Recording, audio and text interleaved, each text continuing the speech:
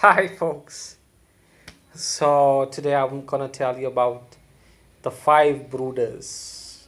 And the five brooders went where? To Singapore for, those massages and all. And what do they call that massage? I don't know, like some kind of sandwich, something. Sandwich massage or something of that sort. That's what they were discussing the other day.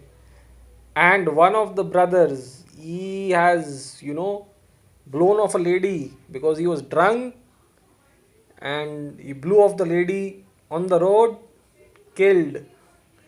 And then this guy is again in the company. And I've seen so many reasons and explanations given, so many reasons. I mean, some kind of crack or something. If such problem is there, best solution is stick to policy. What does the company policy say? Have I become so beautiful that I'm a hurkipari? I have to wear a burqa?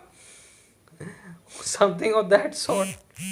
And girls are everywhere. I mean, these people are like, girls are on social media, girls are right outside my house, they're in the market and everywhere. I mean, they say, like, as if, it's such a scarce commodity that, you have to get psyched out of it. I mean, maybe I've been lucky, I've got, lady friends and, you know, uh, ladies in my life, who have brought me up well, or maybe whatever it is, it is. I'm not like, a nuclear bomb that once I go somewhere, it will explode and there's a huge. I mean, there's the police, there's the management, there's the administration. They know they've handled lots of things in the past. They've even handled, terrorism abroad and terrorism in India. And they can manage all this, and creating such a hype and Skype out of this is like, I feel, over the years I've felt like, really, really irritated. Uh, but I've managed to ignore it. But the fact of the life is that, this over clever stuff should not be tolerated. And that's the essence of life. Then they've got, like, they're like kook manduks. Kook manduk is like a frog in the well. And a frog in the well, he will only tell you, he'll do kook kook kook. And all the world around him is the well. So you speak to kook manduks, then this is bound to happen. Okay. You speak to a person who's traveled, who's seen people, who's like in his 45, 50 years old gentleman, and you'd be able to better explain things. And even like, you know um, very good institutions, because I've been there. They'll tell you personality of a guy changes. It's not like, if you're in 20s and you're chasing ladies, that's a wrong thing. I mean, that's the nature of any guy. And you should not put in blockades and blockades and blockades. And once the guy gets so dissed, then you say, okay, now pump in everything to him. It's like such a foolish thing. It's like, there's an old man, and he died. So what they did was that, they put like caviar in his buttocks. And when they were taking him for, his cremation, the caviar came out. So he said he died shitting caviar. So when he's alive, they did nothing for him.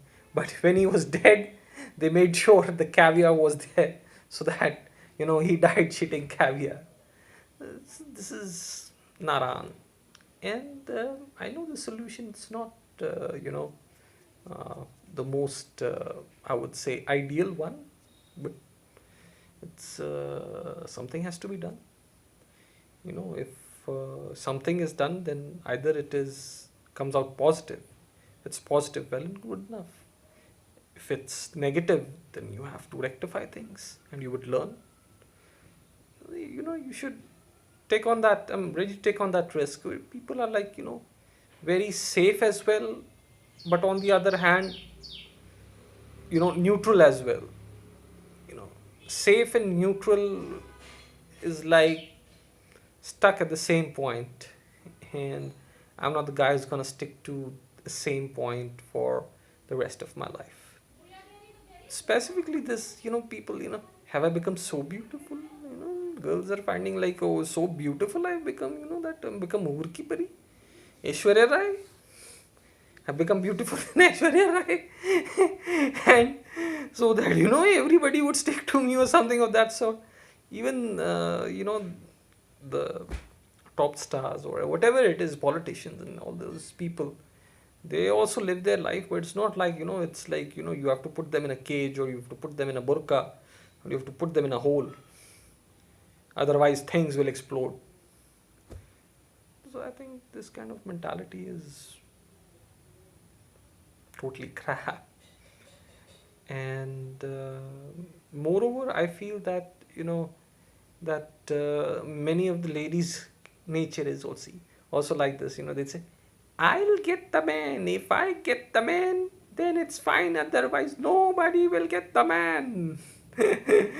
And, you know, there was this lady in UK, and she'd broken up with her boyfriend. So she wrote a big letter to him. You've got a eeny meeny penis, and you don't have the money, and you're also vagabond. And a whole list of things that she found inappropriate with that guy. So it's nature, but getting psyched out, then you'll have to, go to a psychiatrist, because if you cannot live a normal life and become over cunning and start creating all kind of notorious things and nuisance, then it becomes a problem. And you know one of the companies I was working with, is like Mastic, and these chaps are so good and so professional. In the toilets, what they do is that they close the water. There's a knob where you can close off the water, so that so the water does not flow into the flush, so the flush won't work. And if there's a guy who does not know where the knob for the water is, then he'll be running out without washing his shit. So very, very, very good nature they have. And the other thing was like, you know um, they were good people as well, I wouldn't deny that, but I think they also felt the same thing, that they are stuck in the wrong place. And they keep on looking for better and better and better. And actually, thing is, I think people are so stressed out that that because of all this, there's no alternative for them. I mean, they have family, where will they go? Government does not provide employment in India. Government does not provide any security in India. And when government does not provide any security, these chaps have to slog it out in the companies because they're family. And going from their viewpoint, also I can understand things. I've also worked abroad, and it's not like that. Money grows on trees, and you can go and pluck it from trees and live a enjoyable life and stuff like that. But at the end of the day, you also have to do social justice. You have to get the right people in with the right abilities and stuff like that. I understand people have families and stuff like that, but you need to take care of your family. You need to make sure that you are, adequately set up if you take any step like settling down, stuff like that. Otherwise, if you want to live like a insect, it's up to you. So I think there's a lot to do in India. Although we are a developing country, we still have a lot to do. This current government is really really nice, and these people also think that everybody can be made happy. Even in a family, nobody can fully satisfy all the children or the wife or everybody, because life is like that. It's only been 5 years.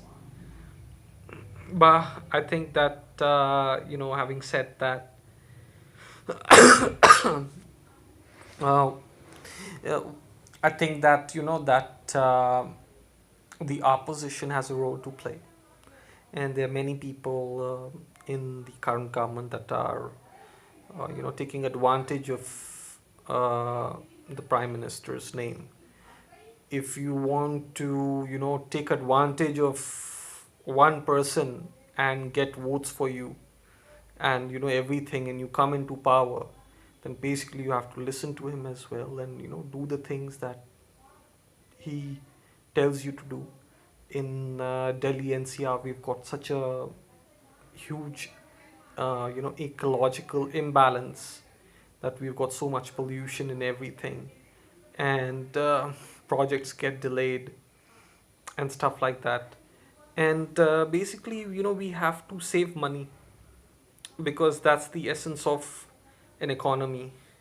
We cannot grow at 7.5%, 7.8% by manipulation of money. We will basically have to shorten our expenses, so that there's an increase in the revenue of the government. And the increase in the revenue of the government can only be like, we've got like this electricity distribution. This has to be privatized, because this is not something that is very relevant for anyone. And we fight over onions and potatoes and tomatoes, that the price is hiked. I mean, it's such stupidity, that we know that there's like 100 million hectares of land that is under agriculture. We know that this much demand is there in the market every month. We know this is basically this much supply that is there in the market, and we cannot get the demand and supply right. And it's like, for 50 years we are doing the same thing. People in India, they say, oh, onion prices are high, it comes in the news. Tomato prices are high, it comes in the news. Okay, you don't know how much land is there, you don't know how much agricultural land, you don't know what how many farmers have sowed potatoes, or how many farmers have sowed tomatoes or onions, or whatever it is. You can't get that right, man, and you speak about all those things. First, solve the basic things, then think about the other things. And same with our our military strengths and military R&D. In like this research and development, it's not something that that goes you spread it across into 10 divisions or 20 divisions and 30 divisions. Each one is doing their own stuff without coordination, stuff like that. And at the end of the day, there's no project deadline, there's no aim of a particular project that you're doing, and you basically have to break it down. So it's like you want to develop a hypersonic aircraft. So if you want to develop a hypersonic aircraft, first you go into the aeronautics part of it, and you just divide it into aeronautics. Then you divide it like further into the kind of material used. Then you divide it into further into like what would be these materials, again like molecular structure, and then again divide it again right up to the atomic part. That's one thing. And then there's a second thing. So basically you have to divide it so well that your you know your focus is like a laser. You can cut through everything, and get it to the point. Not like one person is doing it, You might get the result, you might not get the result. Then it's like wasting money. And then again, you say about Make in India. Make in India can only be successful if you force the foreign players to make it in India. You cannot say that Make in India, and you've got like an high-end technologies, and you've got like 45% or 48% FDI equity stake. They won't come in for 48% because they want to keep the controls of management with themselves. If you want to put in high-end technologies, if you want high-end technologies to come in India, so basically you'll have to give them more, you know, more stake in their investment in projects in India, maybe 55% or 56%. The same thing with, you know, uh, municipal corporations and all these things. They are so egoistic. They keep singing their ego songs. I'm Jat, so I'll do for Jat. I'm here, I'll do for here. There's 36 communities in India, and you basically have to tag along each and every community and the right people if you really want to get on and move in the right direction. And Congress, I feel again, it's to divide and rule. They divide people into communities and then beg for their votes. The same thing that the Britishers did when they were in the 1900s or the 1800s, divide Muslims and Hindu, ask for Muslim votes. And then Hindus, they've again divided into SC, into ST, into everything. And they, block the national highway. They say, we want reservation in the government. One community other comes, they also block the highway. We also want reservation. When the Supreme Court comes, they say 50% reservation. Why 50%? Where is it written in the constitution it's 50, should be 50%? And is reservation is a better policy for the state of India? Reservation is the worst policy. I think we have got poor people, and we should have safety net policy. Even a mother will feed her calf till it does not, is not able to eat, grass and hay and everything. After that, the mother will, if the calf comes to the mother will kick the calf. So the government is also, this country is also like a mother. Only the people who are poor or the backward category, or they are not able to have the income, only those would be helped up to a point of level. The safety net policy. If you're not able to make the minimum income that cannot support you, help those kind of people. They might be from any community, help those people. But after that, you have to compete. It's just like a mother. And the calf, it gets milked at the time it's not able to eat the grass. But as soon as your income goes up beyond a certain point, then you compete. But this policy, because why? They have their own ideas, their own brain. No, because we have to divide and rule, divide and rule, divide and rule, dividing and ruling, dividing and ruling. And Mrs. Gandhi is the first richest. This Bill Gates is nothing in front of her. They have got all these notions. Soviet Union paid her $1 billion for all those deals and everything. And Mr. Gorbachev has written in his memoir that I gave her $1 billion. And she's got a lot of money.